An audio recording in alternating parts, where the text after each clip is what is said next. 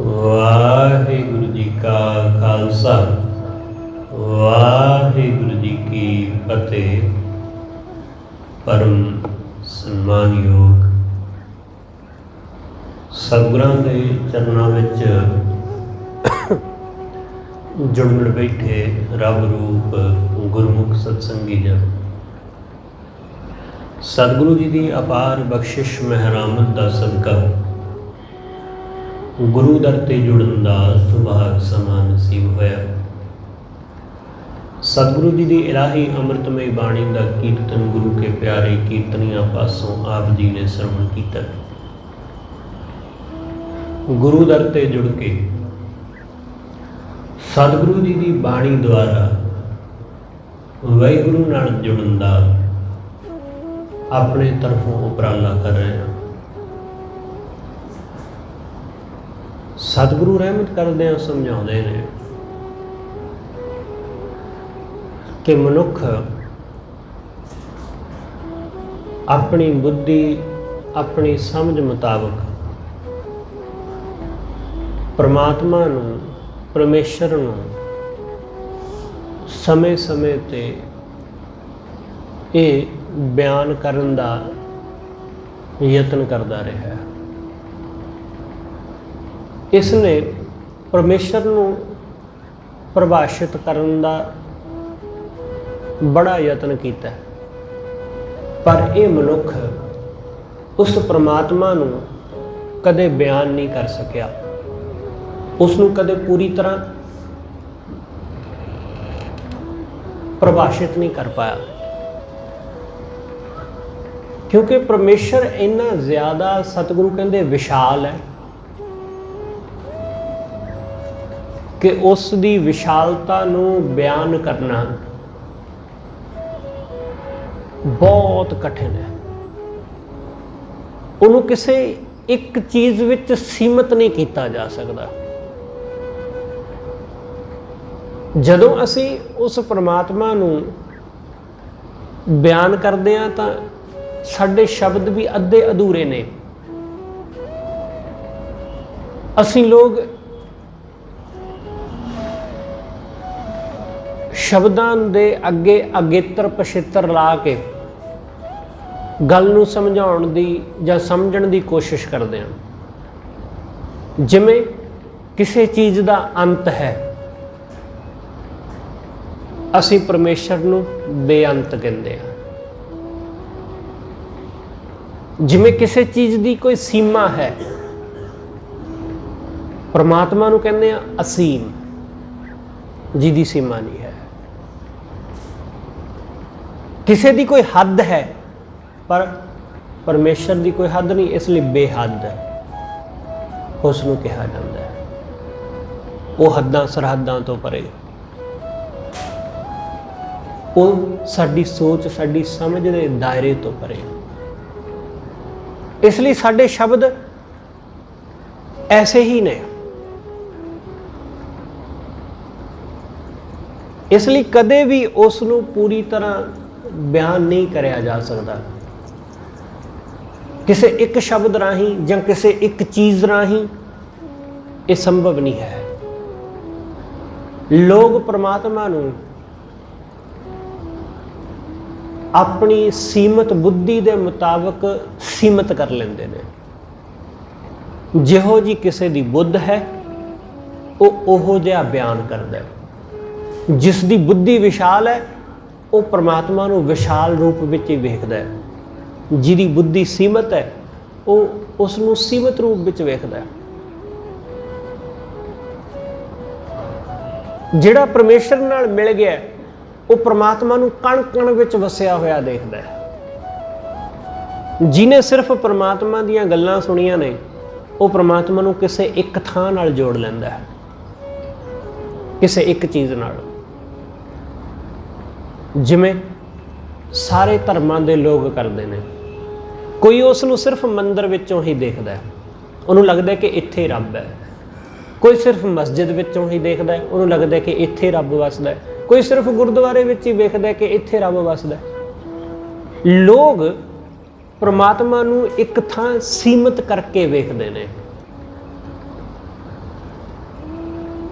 पर यह भी है कि वो उत्थों भी उसनूं देख नहीं पाते, उत्थों भी उसनूं पूरी तरह कदे जान नहीं पाते। बस एक मन नूं हुंदा है कि हाँ मेरा रब फलानी थां वसदा है, उस थां नूं वो अपने धर्म मुताबिक कोई ना कोई नां दे के बैठा होया। सतगुरु की बाणी की कहती है? सतगुरु की बाणी कहती हिंदू पूजै देहरा, मुसलमान मसीत। कि हिंदू मंदिर नूं पूजदा है, वो कहंदा कि इत्थे भगवान वसदा है। मुसलमान मसीत, वो कहंदा कि इत्थे मेरा खुदा वसदा है। पर नामदेव जी कहंदे ना मैं मंदिर नूं सेविया ना मैं मस्जिद नूं, क्योंकि मंदिर विच भी उन्होंने जान नहीं देंदे तो मस्जिद विच भी नहीं जान देंदे। मस्जिद विच नहीं जान देंदे क्योंकि नामदेव जी का धर्म इस्लाम नहीं है। मंदिर विच नहीं जान देंदे क्योंकि नामदेव जी नीवीं जात नाल संबंध रखते हैं। इसलिए नामदेव जी कहते कि जिहड़ा परमात्मा इस तरह, जिन्हों लोग ऐसा परमेश्वर कहते हो, परमात्मा ऐसा नहीं है पर मनने वाले लोगों ने उसनों ऐसा मान लिया, उन्होंने सीमित कर लिया अपने आप को एक जगह तक कि इत्थे सिर्फ साडे ही लोग आ सकते हैं, साडी ही जात दे, साडे ही धर्म दे, कोई दूसरा नहीं। उन्हों का परमात्मा भी सीमित हो गया ते वो आप भी सीमित हो गए। इसलिए वो किसी दूसरे नूं देख के जरदे नहीं, किसी दूसरे नूं उहदे धर्म कर्म करदिआं देख के उहदा मजाक उड़ाउंदे ने। अपने कर्म नूं वो कहंदे ने कि जो असीं कर रहे हैं वो सही है, पर दूसरा अपने धर्म विच कुछ करदा है तां उस नूं कहंदे ने ये बंदा मूर्ख है, ये गलत है। आप भावें गां दा गोहा खा तक लवे, वो कहंदा जी ठीक सही है, बिल्कुल ठीक है। दूसरे दा धर्म उन्हां दी लड़की नूं, उन्हां दी धी नूं हिजाब पाउण दी इजाजत दिंदा है, उहनूं कहंदे ने जी नहीं तुहाडीआं कुड़ियां हिजाब नहीं पा सकदियां, वो अपना मूँह नहीं ढक सकदियां, अपना चेहरा नहीं ढक सकदियां। पर वो आप कहंदा कि असीं गौमूत्र पी भी सकते हैं, असीं गोहा खा भी सकते हैं। अपनी गल नूं सही कहंदा पर दूसरे दी गल नूं बर्दाश्त नहीं करता। इसलिए अपनी गलत गल भी सही लगती है, दूसरे दी सही गल भी गलत लगती है। इसलिए लोग बड़े संकीर्ण हो गए ने, बहुत ज्यादा, बहुत ज्यादा। कर्म इक्को जिहा ही है, एक मंदिर विच मूर्ति की पूजा कर लेंदा, एक किसी पीर की मजार जाके उहदी कबर की पूजा कर लेंदा, अंतर बहुता नहीं है, फासला बहुता नहीं है। बस एक लम्मी पई मूर्त है, एक खड़ी की मूर्त है, पर एक दूसरे नूं पसंद नहीं करता। वो कहते नहीं तुसी गलत हो। एक लाल चुन्नी दे दिंदा है, एक हरा कपड़ा दे दिंदा है, हरी चादर दे दिंदा है, पर एक दूसरे नूं पसंद नहीं करता। सीमित कर लिया लोगों ने खुद नूं। इसलिए सतगुरु कहते वो परमात्मा बहुत बेअंत है, वो बड़ा बेअंत है। कभी ख्याल रखना कि जे किते असीं लोग फलां नूं भी रंगां दे आधार ते, धर्म के आधार पर वंडण लग जाइए तो साडी की हालत होगी। क्योंकि लाल रंग हिंदुओं का हो गया, हरा मुसलमानों का हो गया, तो बड़ी दुविधा खड़ी होगी। बेचारे तरबूज का की हाल होगा, वाटरमैलन का, क्योंकि बाहरों मुसलमान तो अंदरों हिंदू, अंदरों लाल तो बाहरों हरा, उहदी तो बड़ी बुरी हालत होगी। क्योंकि किहदी झोली विच जावेगा वो, किसी दे भी नहीं, वो रल गड्ड हो गया। लोग रंगां नूं भी अपने धर्म नाल जोड़ लैंदे ने, कि साडा आ रंग तुहाडा आ रंग, साडा आ लिबास तुहाडा आ लिबास। लोग जैसा कोई है उन्होंने वैसा प्रवान नहीं करते, बस उलझ जाते हैं उन्होंने चीज़ों में। सतगुरु कहते लोगों ने समझ लिया कि परमात्मा तो मूर्ति है, मूर्ति विच वसदा है, फलानी थां वसदा है। सतगुरु कहते लोगों की मानसिकता उस थां नाल जुड़ गई, जगह नाल जुड़ गई। लोग परमात्मा नाल नहीं जुड़े, लोग जगह नाल जुड़ गए। लोग परमेश्वर नाल नहीं जुड़े, लोग तस्वीर नाल जुड़ गए, मूर्ति नाल जुड़ गए। एक आदमी मैनू मिलिया, उन्हें बहुत सारिया अखबारां इकट्ठियां कीतियां होईयां, कट कट के, कटिंग कर करके। मैं उन्होंने पूछा भी ये रद्दी क्यों इकट्ठी की है? मैनू कहंदा रद्दी नहीं है। मैं कहा रद्दी नहीं तो होर की है? कहंदा ये जिन्नियां भी ना मैनू अखबारां मिलदियां उन्हां विच जिहड़ी जिहड़ी भी किते किते भी गुरु साहिब की फोटो हुंदी मैं पाड़ लैना, उन्होंने कट लैना, उन्होंने मैं साਂਭ लैना, क्योंकि गुरु साहिब की फोटो की बेअदबी हुंदी है। मैं कहा फिर जड़ियाँ सारियां तू तो उही अखबार फड़ी जिहड़ी तेरे हत्थ विच आई, बाकी अखबारों का की करेंगा तू? कोई एक अखबार तो है नहीं जिहड़ी सिर्फ तेरे पकड़ विच आई, तो उही। पर इत्थे तो बेअंत अखबारां ने, कित्थों कित्थों पकड़ेगा तू? लोगों ने रोक लिया अपने आप को, वो तस्वीर ते उलझ के रह गया, क्योंकि उन्हें सिर्फ गुरु नूं तस्वीर विच कैद कर लिया कि गुरु तस्वीर है। ਜਿਹੜੇ लोग भी इहो जी संकीर्ण बुद्धि वाले हुंदे ने, वो अगे कदे वध ही नहीं पाते, उत्थे ही रुक के रह जाते हैं। कोई मूर्ति ते रुक के रह गया, कोई तस्वीर ते रुक के रह गया, कोई किसी साधु ते रुक के रह गया, कोई किसी जगह ते रुक के रह गया। बस इस तो अगां वो वध ही नहीं सके। जिमें तुसी आओ गुरुद्वारे, पौड़ियां ते बैठो, पौड़ियां ते आके जां बाहरों दरवाजे ते मत्था टेक के वापस मुड़ जाओ, अंदर कदे आओ ही ना। तुसी रोज इस गल ते फखर करो कि मैं तो रोज गुरुद्वारे जाना वा, जाते कदे है ही नहीं, मत्था टेक के बाहरों दरवाजे तो मुड़ जाते। ये लोग ऐसी बिरती वाले ने ਜਿਹੜੇ तस्वीर तक सीमित ने, ਜਿਹੜੇ मूर्ति तक सीमित ने, ਜਿਹੜੇ किसी खास जगह तक, ਜਿਹੜੇ किसी एक बंदे तक सीमित ने।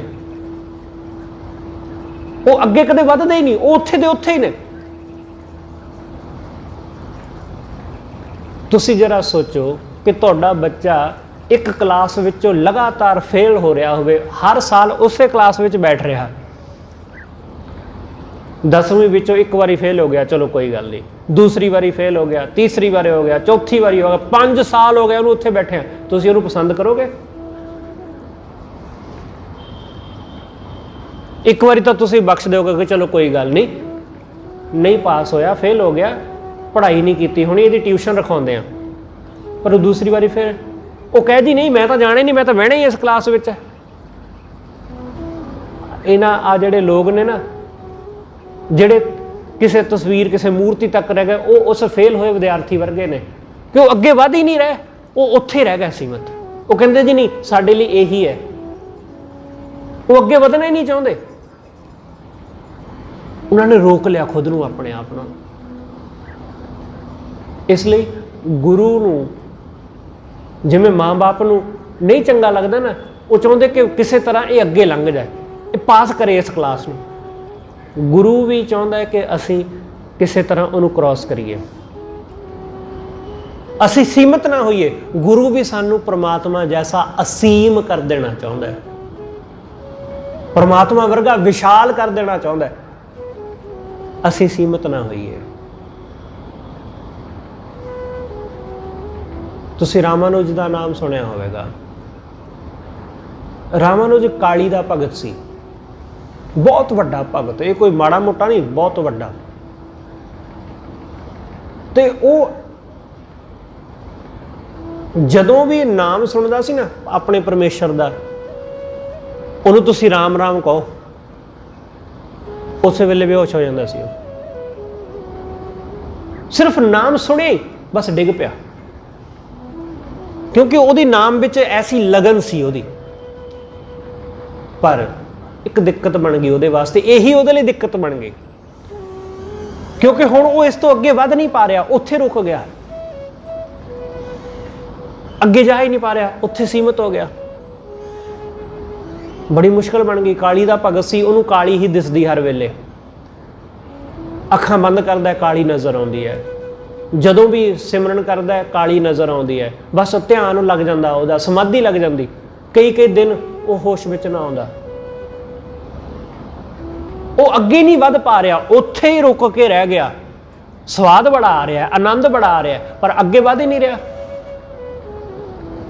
ਅੱਗੇ ਵਧਣਾ, ਹੁਣ ਕਾਲੀ ਹੀ ਉਹਦੇ ਰਾਹ ਵਿੱਚ ਰੋੜਾ ਬਣ ਗਈ, ਬੜੀ ਮੁਸ਼ਕਲ ਉਹਦੇ ਵਾਸਤੇ। ਤਾਂ ਇੱਕ ਫਕੀਰ, ਇੱਕ ਸਾਧੂ ਮਿਲਿਆ, उसने साधु ने रामानंद की हालत रखी, रामानुज दी। तो उसने कहा कि जदों तक तू काली तो मुक्त नहीं ना हुंदा, तैनू मुक्ति नहीं मिलनी, क्योंकि ये काली ही तेरे राह दे विच रोड़ा बन गई है। ठीक है कि तू काली की आराधना की, पर हुण इनू छड्ड, हुण अगे वध। वो कहंदा मैं किवें छड्डना, मैं ਜਦੋਂ ही मैं ध्यान लाना, अखां बंद कर दे, मैं ਉਹਦੇ ਵਿੱਚ मगन हो जाता, मैनू होर कुछ सुझदा ही नहीं, मैनू होर कुछ दिखाई नहीं दिंदा, समझ ही नहीं आता, बस ਉਹਦੇ ਵਿੱਚ मस्त।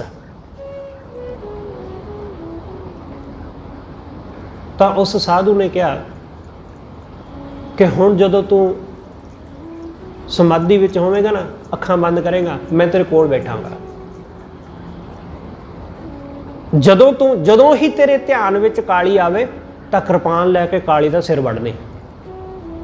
वो कहंदा किहड़ा सिर, किहड़ी कृपान, ध्यान विच भी कदे किसे दा सिर वढ़िया जा सकदा है, ये तो संभव ही नहीं है। वो कहंदा, साधु ने कहा कि जे ध्यान विच सिर नहीं वढ़िया जा सकदा, ध्यान विच कृपान नहीं ले जाई जा सकदी, तां फिर काली किवें ले आ गई तेरे ध्यान विच? जिवें काली आ जाती तेरे ध्यान में, उवें कृपान लिया, बिल्कुल उस तरह।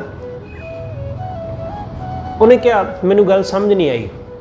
उसने कहा तू कोई नहीं, तू बस ये कल्पना करी कि मेरे हाथ में कृपान है, बस सिर्फ इन्ना काम, बाकी मैं कर दूंगा।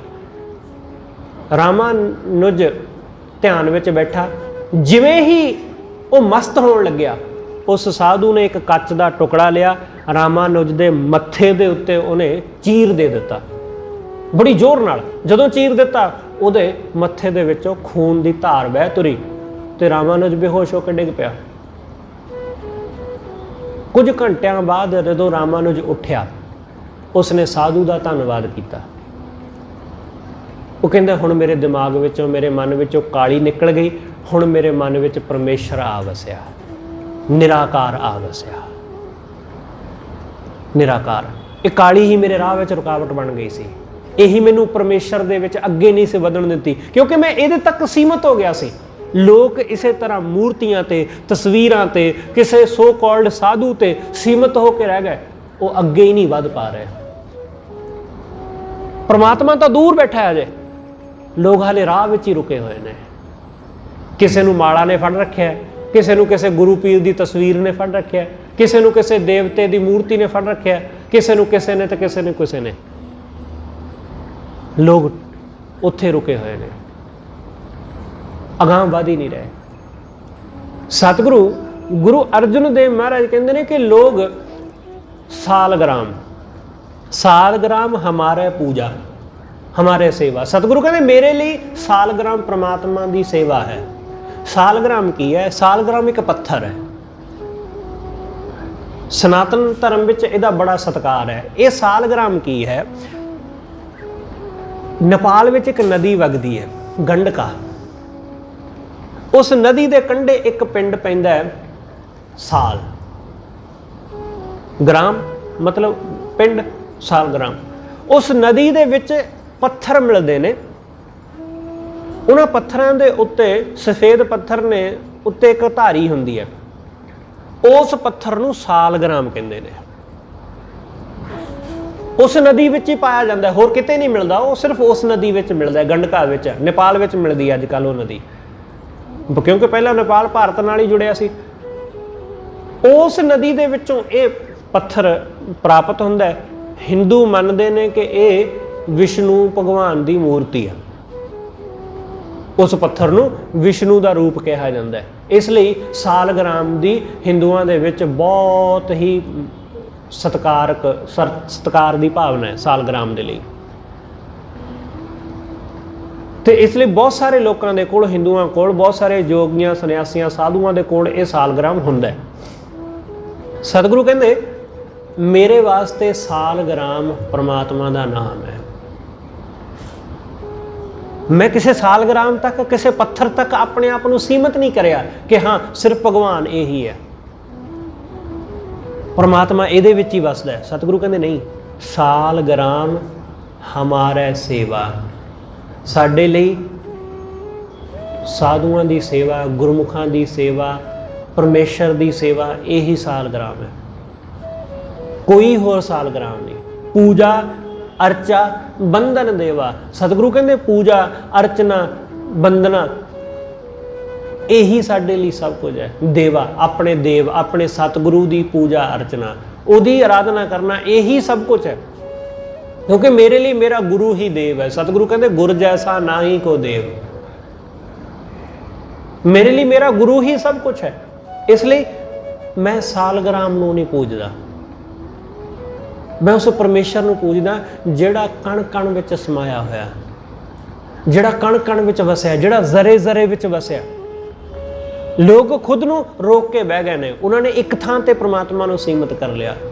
सतगुरु कहंदे एक थां नहीं, हाँ उस एक थां तो जान के बाकी थां तो भी जानना सी, गुरुद्वारे तो जान के उसनूं अपने घर विचों भी जानना सी, पर असीं लोग सिर्फ एक थां ही उसनूं जानते हैं, दूसरी थां नहीं। अपने घर विच नहीं, अपनी दुकान ते नहीं, अपने जिथे असीं काम धंधा करते हैं उत्थे नहीं, सिर्फ गुरुद्वारे, सिर्फ मंदिर, सिर्फ मस्जिद, इस तो बाहर नहीं, इस तो बाहर नहीं। जदों कोई बंदा मंदिर गुरुद्वारे जाता है, वो कहता कि इत्थे परमात्मा वसदा है, वो उत्थे कुछ माड़ा नहीं करता, किसी नाल बदसलूकी नहीं करता, किसी नाल माड़ा व्यवहार नहीं करता, कोई निंदा चुगली नहीं करता, कुछ भी गलत नहीं करता। क्यों? क्योंकि जी परमात्मा की मौजूदगी है, महसूस हुंदी है या नहीं वो एक वक्री गल है। परमात्मा नूं असीं प्रैजेंस जां उहदी प्रैजेंट नूं जाणदे हां कि नहीं जाणदे, वो एक अलग गल है, पर ये समझते हैं, ये मनते हैं कि परमात्मा इत्थे मौजूद है, इसलिए इत्थे असीं कुछ भी मंदा काम, कुछ भी गलत नहीं करते, पर असीं घर विच उहदी मौजूदगी नूं नहीं जानते। हाँ ये जरूर कहते हैं कि परमात्मा का दिता, गुरु का दिता घर है,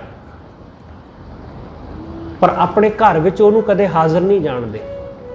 क्यों? क्योंकि जे घर विच भी उसनूं गुरुद्वारे वांगू असीं हाज़र नाज़र जानन लग जावांगे तो फिर घर विच बह के माड़ा काम नहीं किया जा सकेगा, घर विच बह के फिर कोई शराब नहीं पी सकेगा, क्योंकि असीं कहते ना कि गुरुद्वारे शराब पी के नहीं जाईदा, ना लैके जाईदा, फिर घर बह के पी नहीं सकांगे, फिर घर बह के घर वाली नूं मंदा चंगा गालां नहीं कढ़ सकांगे, अपने नौकर नाल बदसलूकी नहीं कर सकांगे, किसी नाल भी माड़ा, किसी की निंदा चुगली नहीं कर सकांगे। इसलिए लोग कहते हैं कि ठीक है गुरुद्वारे मंदिर तक ही रब नूं सीमित रखो, क्योंकि जो साडे घर विच भी आ गया तो असीं वो नहीं रवांगे जो असीं हुण हैगे आ। इस करके लोग परमात्मा नूं एक थां तक सीमित कर दिंदे ने, एक जगह तक। तो ऐसा भी हुंदा है कि जदों घर विच लोग पाठ कराउंदे ने ना, तो जिस कमरे विच गुरु साहिब का सरूप हुंदा है उस कमरे नूं बंद करके फिर दूसरे पासे बह के गल्लां मारन लग जांदे, दूसरे पासे बह के चुगलियां करन लग जांदे। मैं ऐसा भी कई घरां विच देखिआ, एक पासे पाठ चल रहा, बाकी टब्बर बैठा दूसरे कमरे 'च टीवी देख रहा, अखंड पाठ चल रहा है घर विच, ते आप सारा परिवार बह के टीवी देख रहा है, बड़ी मौज नाल, बड़े हस रहे ने, मजाक कर रहे हैं। लोग इहो जी बिरती दे ने। इसलिए ਅਸੀਂ ਲੋਕਾਂ ਨੇ ਪ੍ਰਮਾਤਮਾ ਨੂੰ ਇੱਕ ਥਾਂ ਤੇ ਸੀਮਿਤ ਕਰਕੇ, ਹਾਂ ਠੀਕ ਹੈ ਇਸ ਚਾਰ ਦੀਵਾਰੀ ਵਿੱਚ ਰਹੋ, ਅਸੀਂ ਆਵਾਂਗੇ ਮੱਥਾ ਟੇਕਾਂਗੇ, ਆਸ਼ੀਰਵਾਦ ਲਵਾਂਗੇ ਤੇ ਘਰ ਚਲੇ ਜਾਵਾਂਗੇ। ਜੇ ਉਹਨੂੰ ਜਾਣਾਂਗੇ ਕਿ ਉਹ ਇੱਥੇ ਵੀ ਹੈ, ਹਰ ਥਾਂ ਹੈ, ਤਾਂ ਫਿਰ ਅਸੀਂ ਬਦਲਾਂਗੇ, ਅਸੀਂ ਖੁਦ ਚੇਂਜ ਹੋ ਜਾਵਾਂਗੇ, ਕਿਉਂਕਿ ਉਹ ਹਰ ਥਾਂ ਮੌਜੂਦ ਹੈ। ਉਹ ਤਾਂ ਹਰ ਥਾਂ ਸਾਨੂੰ ਦੇਖ ਰਿਹਾ ਹੈ, ਉਹ ਹਰ ਥਾਂ ਸਾਨੂੰ ਸੁਣ ਰਿਹਾ ਹੈ। ਤਾਂ ਫਿਰ ਕਿਵੇਂ ਮੰਦਾ ਬੋਲਾਂਗੇ, ਕਿਵੇਂ ਕਿਸੇ ਨੂੰ ਗਲਤ ਨਿਗਾਹ ਨਾਲ ਦੇਖਾਂਗੇ, ਕਿਵੇਂ ਮਨ ਵਿੱਚ ਲੋਭ ਮੋਹ ਲੈ ਕੇ ਆਵਾਂਗੇ, ਕਿਸੇ ਦੀ ਈਰਸ਼ਾ, ਕਿਸੇ ਦੇ ਨਾਲ ਨਿੰਦਾ, ਕਿਸੇ ਦੀ ਚੁਗਲੀ ਕਿਵੇਂ ਮਨ ਵਿੱਚ ਆਏਗੀ। ਇਸ ਕਰਕੇ ਸਤਿਗੁਰੂ ਸਮਝਾਉਂਦੇ ਕਿ ਮੇਰੇ ਲਈ ਮੇਰਾ ਪਰਮਾਤਮਾ ਹੀ ਮੇਰਾ ਸਭ ਕੁਝ ਹੈ, ਉਹੀ ਮੇਰੇ ਮਨ ਵਿੱਚ ਵਸਿਆ ਹੋਇਆ, ਉਹੀ। ਸਤਿਗੁਰੂ ਸਮਝਾਉਂਦੇ ਲੋਕ ਮੂਰਤੀ ਨੂੰ ਇਸ਼ਨਾਨ ਕਰਾਉਂਦੇ ਨੇ, 8 ਪਹਿਰ ਉਦਕ ਇਸ਼ਨਾਨੀ। ਲੋਕ ਕਹਿੰਦੇ ਨੇ ਜੀ ਸਾਲਗ੍ਰਾਮ ਦਾ ਇਸ਼ਨਾਨ ਕਰਾ ਦਿੱਤਾ, ਮੂਰਤੀ ਦਾ ਇਸ਼ਨਾਨ ਕਰਾ ਦਿੱਤਾ। ਸਤਿਗੁਰੂ ਕਹਿੰਦੇ ਜਿਸ ਦੀ ਜਿਹਨੂੰ ਤੂੰ ਇਸ਼ਨਾਨ ਕਰਾਉਣਾ ਉਹ ਤਾਂ ਇੱਕ ਪੱਥਰ ਹੈ, ਪਰ ਮੇਰਾ ਪ੍ਰਮਾਤਮਾ ਤਾਂ ਹਰ ਵੇਲੇ ਇਸ਼ਨਾਨ ਵਿੱਚ ਹੈ, ਕਿਉਂਕਿ ਪਾਣੀ ਦੇ ਵਿੱਚ ਉਹੀ ਵਸਿਆ ਹੋਇਆ। 8 ਪਹਿਰ ਮਤਲਬ 8 ਪਹਿਰ 24 ਘੰਟੇ। ਉਦਕ ਮਤਲਬ ਪਾਣੀ, ਉਦਕ ਦੇ ਵਿੱਚ ਪਾਣੀ ਦੇ ਵਿੱਚ ਉਹ 8 ਪਹਿਰ ਇਸ਼ਨਾਨ ਕਰਦਾ, ਕਿਉਂਕਿ ਜਿੰਨੇ ਜਲ ਦੇ ਵਿੱਚ ਜੀਵ ਵਸਦੇ ਨੇ ਉਹਨਾਂ ਸਾਰਿਆਂ ਦੇ ਵਿੱਚ ਉਹੀ ਵਸਿਆ ਹੋਇਆ, ਉਹਨਾਂ ਸਾਰਿਆਂ ਵਿੱਚ ਮੇਰਾ ਪਰਮੇਸ਼ਰ ਵਸਿਆ। ਇਸ ਲਈ 8 ਪਹਿਰ ਉਹਦਾ ਇਸ਼ਨਾਨ ਹੁੰਦਾ ਹੈ। 8 ਪਹਿਰ ਉਦਕ ਇਸ਼ਨਾਨੀ, ਸਦ ਹੀ ਭੋਗ ਲਗਾਏ ਸੁਗਿਆਨੀ। ਸਤਿਗੁਰੂ ਕਹਿੰਦੇ ਤੁਸੀਂ ਤਾਂ ਉਹਨੂੰ ਸਵੇਰੇ ਸ਼ਾਮ ਭੋਗ ਲਵਾਉਂਦੇ ਹੋ, ਉਹਨੂੰ ਸਵੇਰੇ ਸ਼ਾਮ, ਕਿ ਸਵੇਰੇ ਭੋਗ ਲਵਾ ਦਿੱਤਾ ਮੂਰਤੀ ਨੂੰ, ਸ਼ਾਮ ਨੂੰ ਲਵਾ ਦਿੱਤਾ ਬਸ। ਪਰ ਉਹ ਪ੍ਰਮਾਤਮਾ ਤਾਂ ਹਰ ਵੇਲੇ ਭੋਗ ਲਾਉਂਦਾ। ਜੋ ਅਸੀਂ ਸਭ ਖਾਂਦੇ ਹਾਂ ਉਹ ਸਾਡੇ ਅੰਦਰ ਬੈਠ ਕੇ ਉਹ ਹਮੇਸ਼ਾ ਹੀ ਭੋਗ ਲਾਉਂਦਾ। ਸਤਿਗੁਰੂ ਕਹਿੰਦੇ ਸੁਗਿਆਨੀ, ਗਿਆਨੀ, ਇੱਕ ਤਾਂ ਗਿਆਨੀ ਹੈ, ਇੱਕ ਸੁਗਿਆਨੀ। ਗਿਆਨੀ ਜਿਹਨੂੰ ਸਿਰਫ ਕਿਤਾਬਾਂ ਪੜ੍ਹ ਕੇ ਗਿਆਨ ਹਾਸਲ ਹੋਇਆ, ਸੁਗਿਆਨੀ ਉਹ ਜਿਹਨੇ ਆਤਮ ਦਾ ਗਿਆਨ ਜਾਣਿਆ, ਜਿਹਨੇ ਜਾਣਿਆ ਉਸ ਨੂੰ, ਜਿਹਨੇ ਜਾਣਿਆ ਕਿ ਮੇਰੇ ਅੰਦਰ ਬੈਠਾ ਉਹੀ ਤਾਂ ਸਵਾਦ ਲੈ ਰਿਹਾ ਹੈ, ਜਿਹਨੇ ਜਾਣਿਆ ਕਿ ਮੇਰੇ ਅੰਦਰ ਬੈਠਾ ਉਹੀ ਤਾਂ ਦੇਖ ਰਿਹਾ ਹੈ। ਸਤਿਗੁਰੂ ਕਹਿੰਦੇ ਉਸ ਨੇ ਜੋ ਵੀ ਖਾਇਆ ਉਹ ਪਰਮੇਸ਼ਰ ਨੇ ਭੋਗ ਲਾਇਆ, ਉਹ ਪਰਮੇਸ਼ਰ ਨੇ। ਇਸ ਲਈ ਜਦੋਂ ਅਸੀਂ ਗੁਰੂ ਦੇ ਦਰ ਤੇ ਕੜਾਹ ਪ੍ਰਸ਼ਾਦ ਵਰਤਾਉਂਦੇ ਹਾਂ ਤਾਂ ਸਾਡਾ ਪਹਿਲਾ ਹਿੱਸਾ ਉਹ 5 ਪਿਆਰਿਆਂ ਦੇ ਨਾਮ ਹੁੰਦਾ ਹੈ, ਉਹ 5 ਦੇ ਨਾਮ, ਕਿ ਗੁਰੂ ਉਹਨਾਂ ਦੇ ਅੰਦਰ ਬੈਠਾ ਹੈ, ਗੁਰੂ ਉਹਨਾਂ ਦੇ ਰਾਹੀਂ ਛਕਦਾ ਹੈ। ਜਿਹੜਾ ਖਾਲਸ ਹੋ ਜਾਂਦਾ ਹੈ ਗੁਰੂ ਉਹਦੇ ਰਾਹੀਂ ਬੈਠ ਕੇ ਛਕਦਾ ਹੈ। ਇਸ ਲਈ 5 ਨੂੰ ਕੜਾਹ ਪ੍ਰਸ਼ਾਦ ਪਹਿਲਾਂ, ਬਾਕੀਆਂ ਨੂੰ ਬਾਅਦ ਵਿੱਚ। ਪਹਿਲਾਂ ਸਿਰਫ ਉਹਨਾਂ ਲਈ ਹੈ। ਇਸ ਲਈ ਸਤਿਗੁਰੂ ਕਹਿੰਦੇ ਉਹ ਤਾਂ ਹਮੇਸ਼ਾ ਆਪਣਿਆਂ ਦੇ ਅੰਦਰ ਬੈਠ ਕੇ ਭੋਗ ਲਾ ਰਿਹਾ। ਸਾਡੇ ਭੋਗ ਤਾਂ ਸਿਰਫ ਦਿਖਾਵਾ ਨੇ। ਕਬੀਰ ਸਾਹਿਬ ਦਾ ਸ਼ਬਦ ਹੈ ਬੜਾ ਪਿਆਰਾ। ਕਬੀਰ ਸਾਹਿਬ ਕਹਿੰਦੇ ਕਿ ਪਾਤੀ ਤੋਰੈ ਮਾਲਨੀ, ਪਾਤੀ ਪਾਤੀ ਜੀਓ, ਜਿਸ ਪਾਹਨ ਕੋ ਪਾਤੀ ਤੋਰੈ ਸੋ ਪਾਹਨ ਨਿਰਜੀਓ। ਕਿ ਤੂੰ ਫੁੱਲ ਤੋੜਦਾ ਤੇ ਫੁੱਲ ਤੋੜ ਕੇ ਉਸ ਮੂਰਤੀ ਦੇ ਅੱਗੇ ਚੜਾਉਣਾ ਜਿਹਦੇ ਅੰਦਰ ਕੋਈ ਜਿੰਦ ਜਾਨ ਹੈ ਹੀ ਨਹੀਂ, ਤੇ ਫੁੱਲ ਦੇ ਅੰਦਰ ਜਾਨ ਮੌਜੂਦ ਸੀ, ਤੂੰ ਤੋੜ ਕੇ ਉਸ ਨੂੰ ਮਾਰ ਦਿੱਤਾ। ਪਾਤੀ ਤੋਰੈ ਮਾਲਨੀ, ਪਾਤੀ ਪਾਤੀ ਜੀਓ, ਹਰ ਪੱਤੇ ਵਿੱਚ ਜੀਵ ਹੈ, ਜੀਵਨ ਹੈ। ਜਿਵੇਂ ਪੱਤਾ ਟੁੱਟਦਾ ਹੈ ਉਹ ਮਰ ਜਾਂਦਾ ਹੈ, ਸੁੱਕ ਜਾਂਦਾ ਹੈ, ਮੁਰਝਾ ਜਾਂਦਾ ਹੈ। ਸਤਿਗੁਰੂ ਕਹਿੰਦੇ ਜਿਸ ਪਾਹਨ ਕੋ ਪਾਤੀ ਤੋਰੈ, ਜਿਸ ਪਾਹਨ ਲਈ, ਜਿਸ ਪੱਥਰ ਲਈ ਤੂੰ ਪੱਤੇ ਤੋੜ ਰਿਹਾ ਸੀ, ਫੁੱਲ ਤੋੜ ਰਿਹਾ ਸੀ, ਸੋ ਪਾਹਨ ਨਿਰਜੀਓ, ਉਹਦੇ ਵਿੱਚ ਤਾਂ ਜਾਨ ਹੀ ਨਹੀਂ ਹੈ। ਭੁੱਲੀ ਮਾਲਣੀ ਹੈ ਇਉਂ। ਸਤਿਗੁਰੂ ਕਹਿੰਦੇ ਇਹ ਮਾਲਣੀ, ਇਹ ਦੁਨੀਆ ਭੁੱਲੀ ਹੋਈ ਹੈ, ਇਹ ਲੋਕਾਈ ਭੁੱਲੀ ਹੋਈ ਹੈ। ਸਤਿਗੁਰ ਜਾਗਤਾ ਹੈ ਦਿਓ, ਪਰ ਸਤਿਗੁਰੂ ਤਾਂ ਜਾਗਦਾ ਹੈ, ਉਹਦੇ ਬਾਰੇ ਲੋਕ ਸਮਝਦੇ ਨਹੀਂ। ਸਤਿਗੁਰੂ ਕਹਿੰਦੇ ਇਹ ਕੀ ਕਰ ਰਿਹਾ? ਸਤਿਗੁਰੂ ਕਹਿੰਦੇ ਇਹ ਜਰਾ ਜਿਹਾ ਮੂਰਤੀ ਨੂੰ ਭੋਗ ਲਾ ਦਿੰਦਾ, ਮਿੱਠਾ ਲਾ ਦਿੰਦਾ। ਮਿੱਠਾ ਲਾ ਕੇ ਫਿਰ ਇਹਨੂੰ ਡਰ ਵੀ ਹੁੰਦਾ ਕਿ ਜੇ ਮਿੱਠਾ ਲਾ ਦਿੱਤਾ ਤਾਂ ਮੂਰਤੀ ਦੇ ਆ ਕੇ ਕੀੜੀਆਂ ਚੰਬੜ ਜਾਣਗੀਆਂ, ਕੀੜੇ ਲੱਗ ਜਾਣਗੇ। ਇਸ ਲਈ ਫਿਰ ਕੀ ਕਰਦਾ? ਫਿਰ ਸਵਾਹ ਚੁੱਕਦਾ, ਮੂਰਤੀ ਦੇ ਮੂੰਹ ਤੇ ਸਵਾਹ ਮਲ ਦਿੰਦਾ। ਸਤਿਗੁਰੂ ਕਹਿੰਦੇ ਭੋਗਣਹਾਰ ਹੈ ਭੋਗਿਆ, ਮੂਰਤ ਕੈ ਮੁਖ ਛਾਰ, ਕਿ ਮੂਰਤੀ ਦੇ ਮੂੰਹ ਦੇ ਉੱਤੇ ਛਾਰ ਲਾ ਦਿੱਤੀ ਗਈ। ਉਹਦੇ ਮੂੰਹ ਦੇ ਉੱਤੇ ਸਵਾਹ ਮਲ ਦਿੱਤੀ ਕਿ ਕੀੜੀਆਂ ਨਾ ਆਉਣ, ਤੇ ਬਾਕੀ ਚੀਜ਼ਾਂ ਆਪ ਭੋਗ ਗਿਆ, ਆਪ ਖਾ ਗਿਆ। ਤੇ ਕਹਿੰਦਾ ਕਿ ਪ੍ਰਮਾਤਮਾ ਦੇ ਨਾਮ ਤੇ ਆਪ ਸਾਰਾ ਕੁਝ ਭੋਗ ਗਿਆ। ਸਤਿਗੁਰੂ ਕਹਿੰਦੇ ਇਹ ਭੋਗ ਨਹੀਂ, ਮੇਰਾ ਪਰਮੇਸ਼ਰ ਤਾਂ ਉਹ ਸਭ ਦੇ ਅੰਦਰ ਬੈਠਾ ਭੋਗ ਲਾ ਰਿਹਾ ਹੈ। ਇਸ ਲਈ ਜਦੋਂ ਤੁਸੀਂ ਭੋਜਨ ਛਕੋ, ਕੁਝ ਖਾਓ ਪੀਓ, ਤਾਂ ਇਹ ਪਹਿਲਾ ਨਿਵਾਲਾ ਇਹ ਸੋਚ ਕੇ ਕਿ ਪ੍ਰਮਾਤਮਾ ਮੇਰੇ ਅੰਦਰ ਬੈਠਾ ਲੈ ਰਿਹਾ ਹੈ, ਉਹ ਮੇਰੇ ਅੰਦਰ ਬੈਠਾ ਕਰ ਰਿਹਾ ਹੈ, ਫਿਰ ਦੇਖੋ ਤੁਸੀਂ ਆਨੰਦ। ਸਤਿਗੁਰੂ ਕਹਿੰਦੇ ਸਦ ਹੀ ਭੋਗ ਲਗਾਏ ਸੁਗਿਆਨੀ, ਬਿਰਥਾ ਕਾਹੂ ਛੋੜੈ ਨਾਹੀ। ਪਰਮਾਤਮਾ ਕਦੇ ਕਿਸੇ ਨੂੰ ਖਾਲੀ ਨਹੀਂ ਛੱਡਦਾ,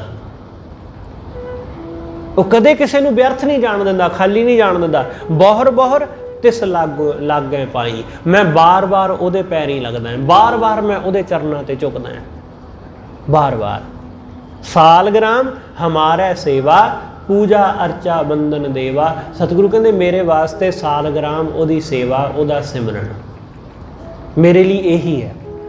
ਮੈਨੂੰ ਕਿਸੇ ਹੋਰ ਸਾਲਗ੍ਰਾਮ ਦੀ ਪੂਜਾ ਦੀ ਲੋੜ ਨਹੀਂ। ਪੂਜਾ ਅਰਚਾ ਬੰਦਨ ਦੇਵਾ, ਉਹਦੀ ਪੂਜਾ, ਉਹਦੀ ਅਰਚਨਾ, ਉਹਦੇ ਅੱਗੇ ਬੰਦਨਾ, ਇਹੀ ਸਭ ਕੁਝ ਰਹਾ। ਘੰਟਾ ਜਾ ਕਾ ਸੁਣੀਐ ਚੌਂ ਕੁੰਟ, ਤੂੰ ਮੂਰਤੀ ਦੇ ਅੱਗੇ ਬੈਠ ਕੇ ਮੰਦਿਰ ਦੇ ਵਿੱਚ ਘੰਟਾ ਵਜਾਉਣਾ, ਉਹ ਸਿਰਫ ਮੰਦਿਰ ਦੀ ਚਾਰ ਦੀਵਾਰੀ ਦੇ ਵਿੱਚ ਹੀ ਸੀਮਤ ਹੈ, ਉਹ ਉੱਥੇ ਤੱਕ ਹੀ। ਪਰ ਪ੍ਰਮਾਤਮਾ ਦੇ ਨਾਮ ਦਾ ਘੰਟਾ ਸਾਰੀ ਦੁਨੀਆ ਵਿੱਚ ਵੱਜਦਾ ਹੈ, ਸਾਰੀ ਦੁਨੀਆ ਵਿੱਚ। ਸਤਿਗੁਰੂ ਕਹਿੰਦੇ ਘੰਟਾ ਜਾ ਕਾ ਸੁਣੀਐ ਚੌਂ ਕੁੰਟ, ਚੌਹਾਂ ਕੁੰਡਾਂ ਵਿੱਚ ਉਹਦੇ ਨਾਮ ਦਾ ਡੰਕਾ ਵੱਜ ਰਿਹਾ ਹੈ, ਉਹਦੇ ਨਾਮ ਦੀ ਹੀ ਆਵਾਜ਼ ਗੂੰਜ ਰਹੀ। ਜਿਵੇਂ ਘੰਟਾ ਵੱਜਦਾ ਹੈ ਤਾਂ ਆਵਾਜ਼ ਗੂੰਜਦੀ ਹੈ ਕਾਫੀ ਦੇਰ ਤੱਕ, ਵੱਜਣ ਤੋਂ ਬਾਅਦ ਵੀ ਕਾਫੀ ਦੇਰ ਤੱਕ ਆਵਾਜ਼ ਸੁਣਾਈ ਦਿੰਦੀ। ਸਤਿਗੁਰੂ ਕਹਿੰਦੇ ਪ੍ਰਮਾਤਮਾ ਦੇ ਨਾਮ ਦੀ ਆਵਾਜ਼ ਬੜੀ ਦੂਰ ਤੱਕ ਸੁਣਾਈ ਦਿੰਦੀ ਹੈ, ਸਭ ਥਾਈਂ ਉਹਦਾ ਹੀ ਨਾਮ ਹੈ, ਹਰ ਜਗ੍ਹਾ। ਘੰਟਾ ਜਾ ਕਾ ਸੁਣੀਐ ਚੌਂ ਕੁੰਟ, ਆਸਨ ਜਾ ਕਾ ਸਦਾ ਵੈਕੁੰਠ। ਜਿਹਦਾ ਆਸਣ ਹਮੇਸ਼ਾ ਵੈਕੁੰਠ ਵਿੱਚ ਹੈ, ਜਿਹਦਾ ਆਸਣ ਹਮੇਸ਼ਾ ਵੈਕੁੰਠ ਵਿੱਚ ਲੱਗਾ ਹੋਇਆ। ਜਾ ਕਾ ਚਵਰ ਸਭ ਉੱਪਰ ਝੁੱਲੈ। ਸਤਿਗੁਰੂ ਕਹਿੰਦੇ ਤੂੰ ਤਾਂ ਸਿਰਫ ਇਸ ਸਾਲਗ੍ਰਾਮ ਦੇ ਉੱਤੇ ਚੌਰ ਕਰਦਾ, ਪਰ ਪਰਮਾਤਮਾ ਦਾ ਚੌਰ ਸਾਰੀ ਦੁਨੀਆ ਦੇ ਉੱਤੇ ਝੁੱਲਦਾ ਹੈ, ਸਾਰੀ ਦੁਨੀਆ ਦੇ ਉੱਤੇ, ਸਾਡੇ ਸਭ ਦੇ ਸਿਰਾਂ ਦੇ ਉੱਤੇ।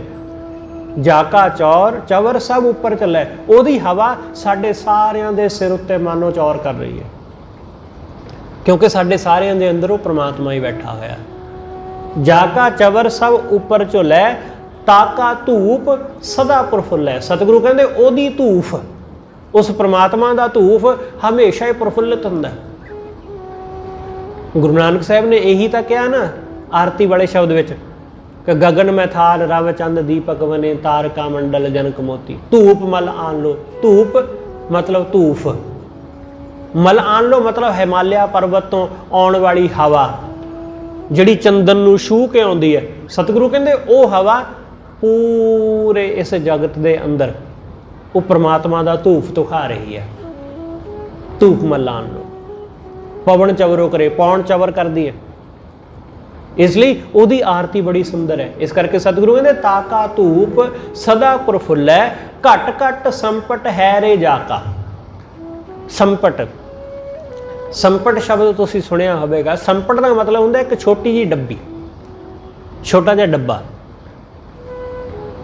जिवें किसी खास चीज़ नूं पाउण वास्ते इस डब्बे की वरतों की जाती। जिवें तुसीं बहुत सोहना कीमती डब्बा लिया, उहदे विच कुछ हीरे रखण वास्ते जां कुछ सोने की मुंदरी रखण वास्ते छोटी जी डब्बी बड़ी प्यारी खूबसूरत, वो छोटा जिहा डब्बा उहनूं संपट कहंदे ने। संपट विच की रखिया जांदा है? संपट विच सालग्राम की मूर्ति, सालग्राम नूं रखिया जांदा है संपट विच। सतगुरु कहंदे मेरे लिए संपट की है? मेरे लिए संपट है मेरा हिरदा, मेरा दिल। ते इस दिल विच की रखिया? मैं परमात्मा नूं, मैं परमेश्वर नूं रखिया। घट घट हर बंदे दा हिरदा, तुहाडा सारियां दा दिल, ये वो खूबसूरत छोटी जी डब्बी है जिस डब्बी दे विच परमात्मा वसदा है। निक्का जिहा किन्ना क साडा दिल, साडा हिरदा किन्ना क, बिल्कुल छोटा जिहा। उस छोटे जे हिरदे दे विच वो विशाल परमात्मा वसदा है। घट घट संपट है रे जाका, हर बंदे दा हिरदा उस परमात्मा दे वसण दी थां है। अपग सभा संग है साधा, उस परमात्मा दी सभा अपग है, नाश रहत, उहदा दरबार उहदी सभा नाश रहत है। ते कित्थे है? सतगुरु कहंदे साधुआं दा संग, अपग सभा संग है साधा। साधु दा संग, गुरु दा संग, गुरु दा दर, ये उस परमात्मा दी अपग सदा सभा है। आरती कीर्तन सदा आनंद, उहदी आरती उहदा कीर्तन सतगुरु कहंदे यही जिहड़ा हमेशा ही आनंद है। इसलिए कोई दीवे बाल के थाल विच सजा के आरती करनी ये नहीं। सतगुरु कहंदे उहदी आरती तो कुदरत आप करदी है, उहदा कीर्तन उहदी सिफत सलाह यही आनंद है, सदा आनंद। आरती कीर्तन सदा आनंद, महिमा सुंदर सदा बेअंत, उहदी महिमा बहुत सुंदर है ते बेअंत है। जिसै प्रापत तिस ही लहना, सतगुरु कहंदे जिसनूं प्राप्त हुंदा है उसे ने ही लैना, उसे ने। जिसै प्रापत तिस ही लहना, संत चरण ओ आयो सरना। जिसने प्राप्त करना है वो ही करता है, क्योंकि ऐसा ही है जे साडे अंदर प्राप्त करने की इच्छा ही नहीं है तो सानू प्राप्त हुंदा भी नहीं। सानू उही मिलता है जिहदी असीं इच्छा करते हैं, कामना करते हैं, उही चीज़ असी जीवन दे विच, तुसी अपने जीवन दे विच वेखो कि की हासिल कीता। जो जो तुसी चाहया सी, मैनू आ मिले, मेरा ऐसा घर होवे, मेरी ऐसी कार होवे, मेरे कोल आ चीज़ां होण, जरा गौर नाल वेखो उही कुछ है, उस तो बिना कुछ भी नहीं है। जो चाहया सी उही है। इसलिए जो बंदा चाहुंदा है उही कुछ हासिल करदा है। परमात्मा नूं प्राप्त करने की इच्छा कोई नहीं हुंदी, इस करके वो प्राप्त कदे हुंदा ही नहीं। सतगुरु कहंदे जिहड़ा प्राप्त करना चाहुंदा है तिस ही लहना, उसे नूं प्राप्त हुंदा है, उसे नूं मिलदा है। संत चरण ओ आयो सरना, वो प्राप्ति वास्ते जदों इच्छा पैदा हो गई तो फिर उहदे वास्ते जद्दोजहद भी करांगे ना। हुण कोई बंदा कार लैनी चाहुंदा है, ड्रीम कार के फलानी लैनी है, तो उहदे वास्ते मेहनत भी तो करेगा ना, फिर उहदे वास्ते मशक्कत घालेगा ना, पैसे जोड़ेगा ना, सेविंग करेगा। बिल्कुल ऐसा ही है कि जदों उहदी प्राप्ति की इच्छा पैदा हो गई तो फिर गुरु नूं लभेगा ही, गुरु की शरण आवेगा ही, कि गुरु राह दसेगा उहदे तक जाण दा। इसलिए सतगुरु समझाउंदे संत चरण ओ आयो सरना, हाथ चढ़ियो हर सालग्राम। गुरु की कृपा नाल वो परमात्मा रूपी सालग्राम हाथ चढ़ गया, वो परमेश्वर सालग्राम मिल पिया। हाथ चढ़ियो हर सालग्राम, कहो नानक गुर कीनो दान। गुरु ने कृपा करके ये दान दिता, गुरु ने कृपा करके उहदे नाम का दान बख्शिया, जिन्हों लोग सालग्राम कहते हैं, वो परमेश्वर है। गुरु की रहमत तो बिना नहीं हासिल होता। इसलिए सतगुरु कृपा करे कि उस वाहिगुरु का नाम रूपी सालग्राम सानू हासिल होवे। उस विशाल परमेश्वर नाल जुड़ के, उस बेअंत वाहिगुरु नाल जुड़ के असीं भी वैसे ही हो जाते हैं। साडा हिरदा भी विशाल हो जाता है, साडे हिरदे अंदर भी विशालता आ जाती, पूरी दुनिया नूं अपने कड़ावे विच लैण दी हिम्मत आ जाती है साडे अंदर, क्योंकि वो परमात्मा सारी दुनिया नूं अपने नाल जोड़ी बैठा है। हर कोई उहदे चरनां नाल जुड़िया, तो जदों असीं जुड़ते हैं उस परमेश्वर नाल तां हर किसे नाल साडी सांझ पै जाती, हर किसे नाल प्रेम पै जाता है। इसलिए सतगुरु समझाउंदे, सतगुरु कहंदे कि गुरु कृपा करके वाहिगुरु दे नाम का दान बख्शदा है। सतगुरु रहमत करे ये नाम का दान वो कृपा करके सब नूं बख्श दे। होईयां भुल्लां लिखेवां सतगुरु जी अते आप सर्वत संगत बख्शण जोग, भुल्लां ना चितारदे होए आखो जी वाहिगुरू जी का खालसा वाहिगुरू जी की फतेह।